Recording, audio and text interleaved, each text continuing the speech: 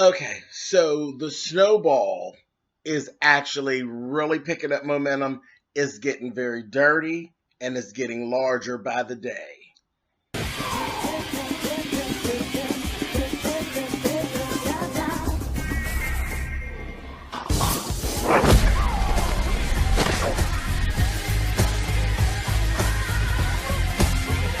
Hey guys, thanks so much for clicking on the video. I actually am coming in here because I've been in my travels, I've been hanging out with you guys, and I've seen things are going on. I did a video back with the Monique stuff when, when things got started, and I didn't jump right in. So that's what I always kind of do. I kind of lay back and kind of try to see exactly what's going on. I don't need to be the first one to be breaking the story. That's not even what I do. I'm not trying to make a career as a journalist or anything like that. I'm just hanging out with my people and we kicking some stuff back and forth. So in the midst of kicking things back and forth, I like to have as much of the details as I actually can. Now, I have actually been sitting on this and holding from the reel. I always watch the reel, okay? I watch the reel, I watch the clips, and I see what's going down. So I've been holding on to this information since the reel actually aired when Adrienne Bailon and Kim Whitley were actually on the show together. So let me backtrack a little bit. So we're going to talk about Kim Whitley and versus Monique, but let's backtrack to Adrienne Bailon. I didn't go talk about the Adrienne Bailon stuff when Adrienne said the things that she had to say because I knew there was going to be some more shit that dropped from the top, okay?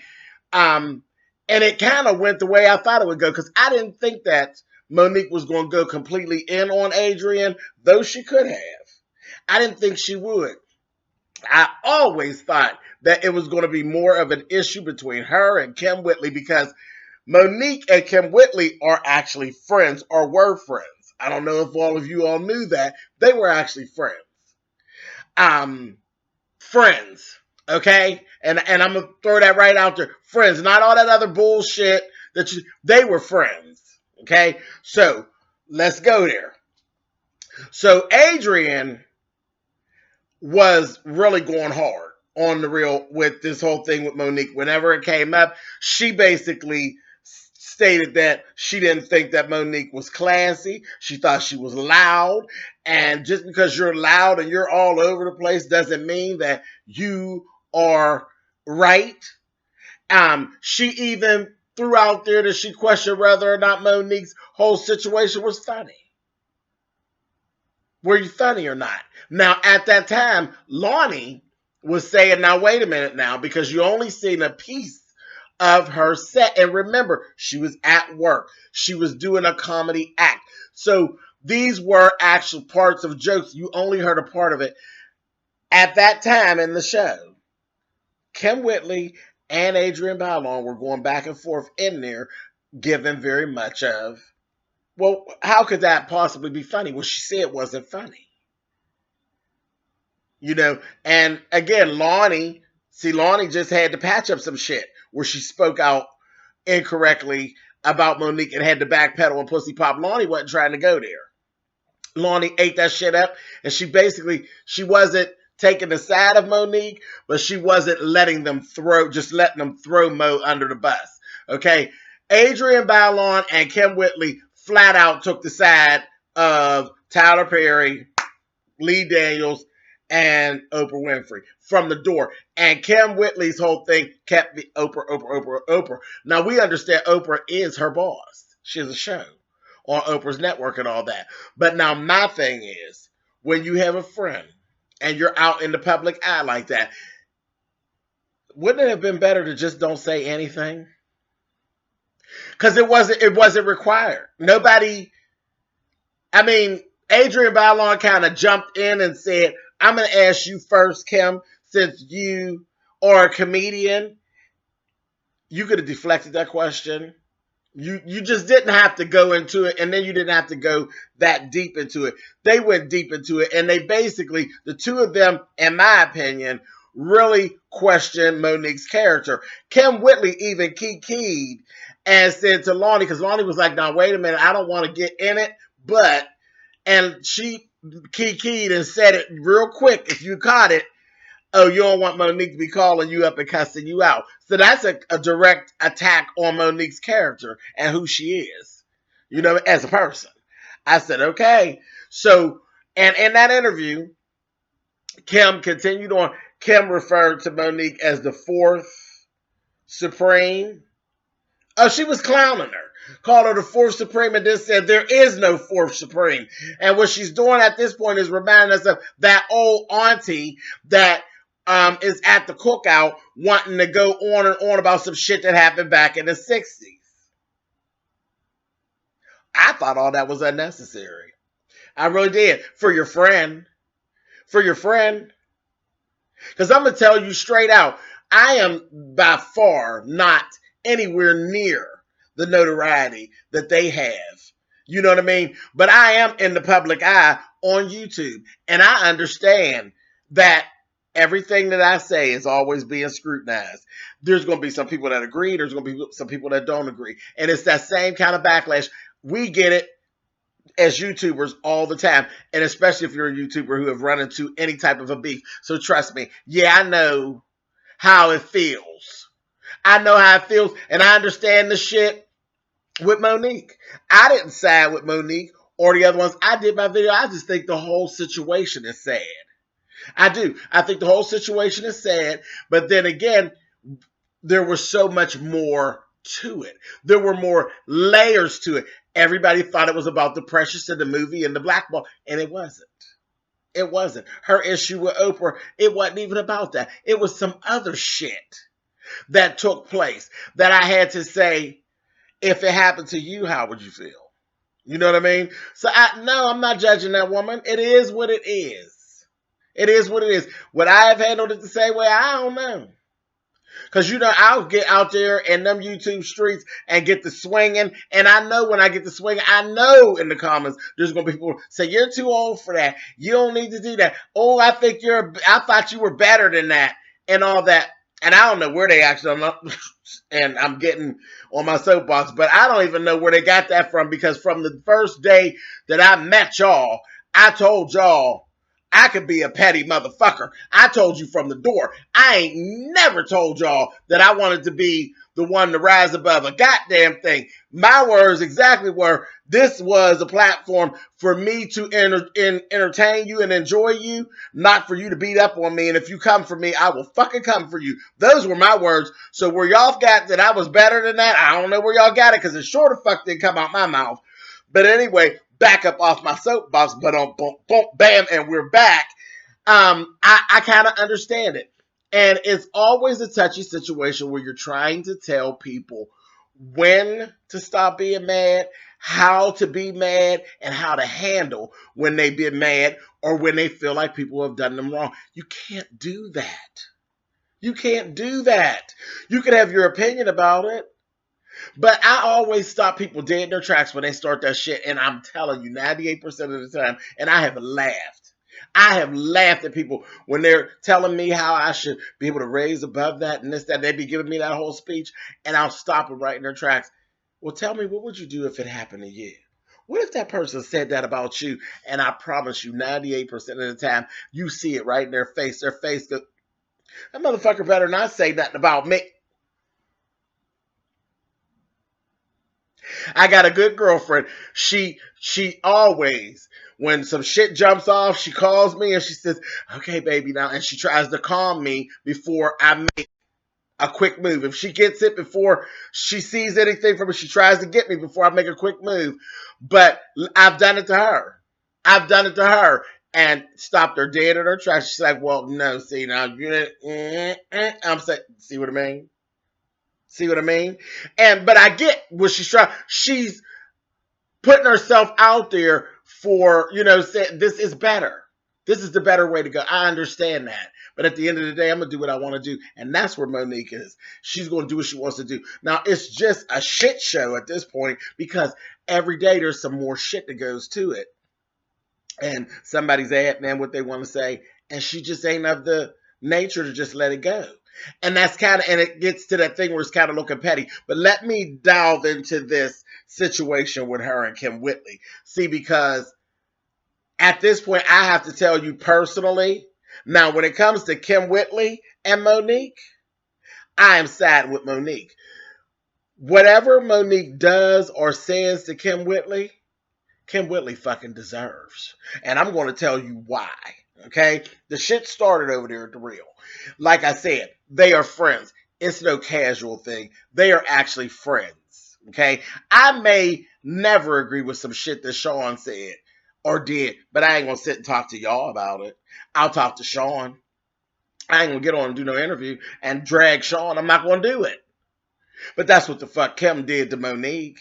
And let me just explain a little bit about the friendship, because this was actually, Monique had tweeted Kim and basically let her know her disdain with what was said kind of on the Real. And it was real quick. She basically called her a slave to Oprah for the most part. And that's just the fuck how she came off. But she said that shit, okay? And it's like, all right.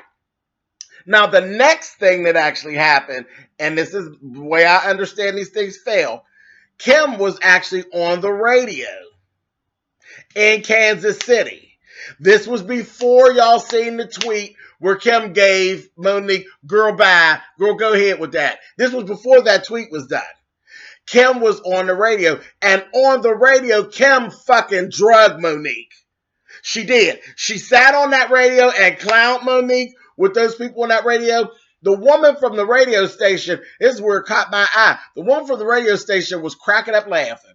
She was like, child, that goddamn Monique told him to suck her dick. And she was tickled. She laughed because it was funny. Kim spent 5 minutes telling that woman that shit wasn't funny. That was not funny at all. It wasn't funny. And that she literally was siding with Oprah and was all in to fall out with Monique. It was what it was. It was what it was. And it was very blatant. I was in shock. And she went on from there. She went on, she said, yeah, that's right. She said, I'm a slave for Oprah. I guess I am. I'm like Oprah's bulldog because I'm not going to let nobody talk about her, and I'm not going to let Monique talk about Oprah. I'm not going to do it. She then went on. She made jokes about Monique. What kind of fucking friend is this? With friends like that, you don't need no enemies.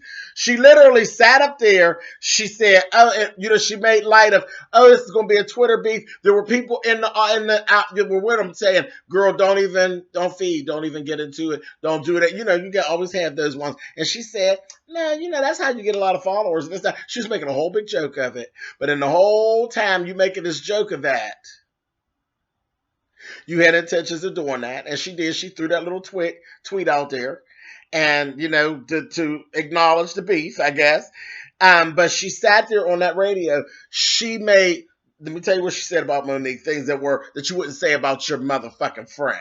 Okay, first you wouldn't say that you were a bulldog for another bitch, and that you was willing to fight with your friend about the other bitch. If y'all were really friends all like that, you wouldn't do that. Then she sat there, she said, well, I'm on the radio. She has time on her hands to sit around and tweet. That was shady to the motherfucker. That was shady. It was shade.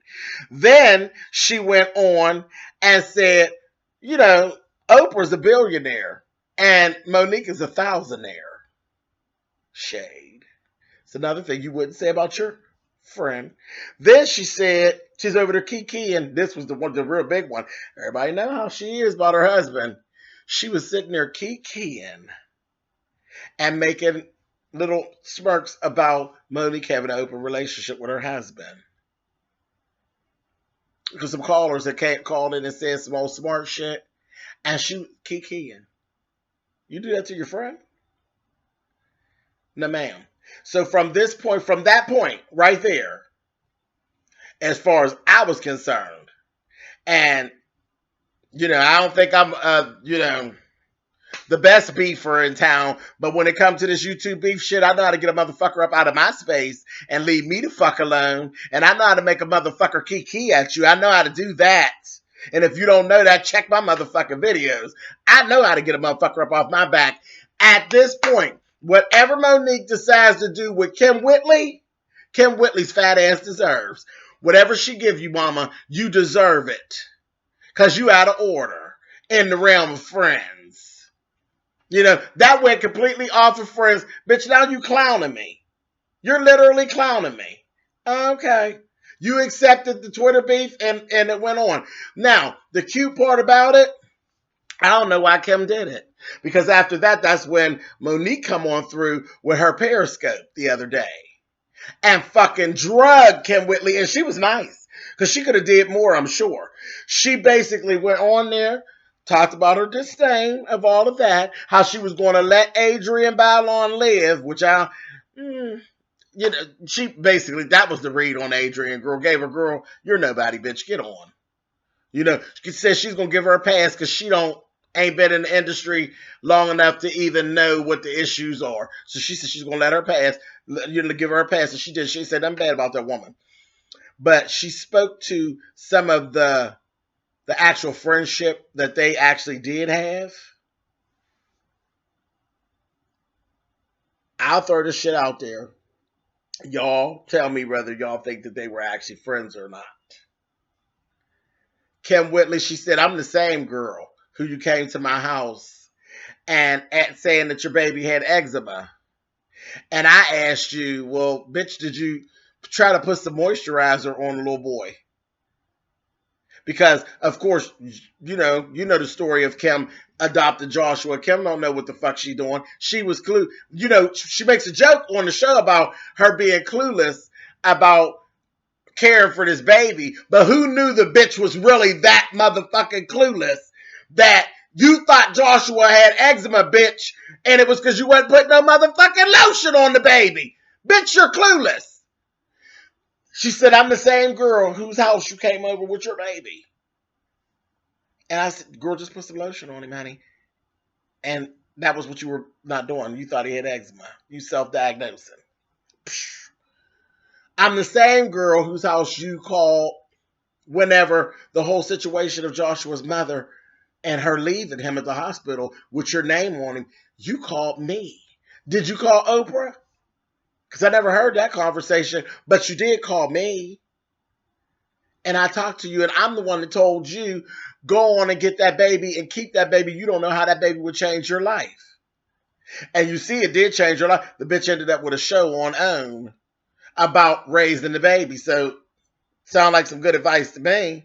Where was Oprah then? Did Oprah call you, or did you call Oprah up? No, you couldn't call her up. Then she even stated that there have been conversations that her and Kim have actually had that were directly related to some of Oprah and some of her ways. But she didn't go so far as to say what you said about Oprah, but you led us right there to the motherfucking lake and said, bitch, there's a whole lot of water, honey, and there was a whole lot of tea spilled in the water, honey, about Oprah and the way Oprah does things.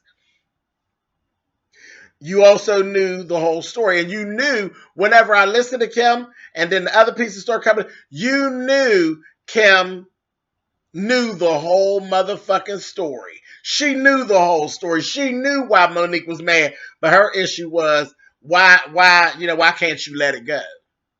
And y'all know how I feel about that. Don't tell me when the fuck to let it go. But anyway, she talked the story about where she actually caped for Kim professionally when she went to do some interview where she was doing the show with Al Roker, and they basically didn't want Kim on screen with them, and Monique wouldn't do the segment without Kim being on screen.